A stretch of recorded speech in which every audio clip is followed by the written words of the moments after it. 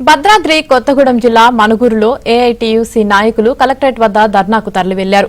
బొగ్గు వేలాన్ని రద్దు చేయాలి, సింగరేణికే బొగ్గు బ్లాకులను కేటాయించాలని తెలంగాణ వ్యాప్తంగా కార్మికులు పోరుబాట పట్టారు. దీనిలో భాగంగా అన్ని జిల్లాల కలెక్టరేట్ కార్యాలయాల ముందు ఏఐటీయూసీ నేతలు ధర్నాకు పిలుపునిచ్చారు. బీజేపీ ప్రభుత్వం కార్మికుల జీవితాలతో చెలగాటమాడుతుందని కార్మికులు ఆగ్రహం వ్యక్తం చేశారు. బొగ్గు బ్లాకుల వేలాన్ని వెంటనే రద్దు చేయాలని డిమాండ్ చేశారు.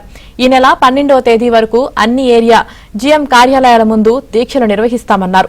ఇప్పటికైనా కేంద్ర ప్రభుత్వం బొగ్గు వేలాన్ని ఆపాలని కోరారు. లేకుంటే సింగరేణి బంద్కు పిలుపునిస్తామన్నారు. బొగ్గు బ్లాకులను కాపాడుకుంటామని కార్మికులు చెబుతున్నారు.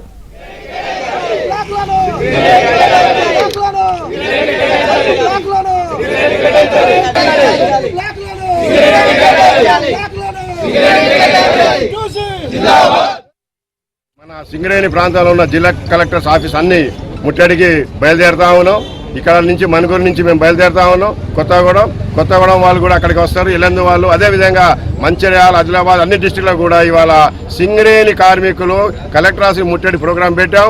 దీనిలో మెయిన్ ఉద్దేశం ఒకటే, ఏదైతే బీజేపీ ప్రభుత్వం ఎంఎండిఆర్ బిల్లు తెచ్చిందో అంటే బొగ్గు బ్లాకులని మనకు కేటాయించకుండా వేలంలో వేలం పెట్టుడంటే మీ అందరికి తెలిసిన విషయమే. కాబట్టి వేలం రద్దు చేసి ఇవాళ కోట్ల డబ్బులు పెట్టి మనం బొగ్గులు నిక్షేపాలు ఎక్కడ ఉన్నాయో మనం ఇన్వెస్టించినాం.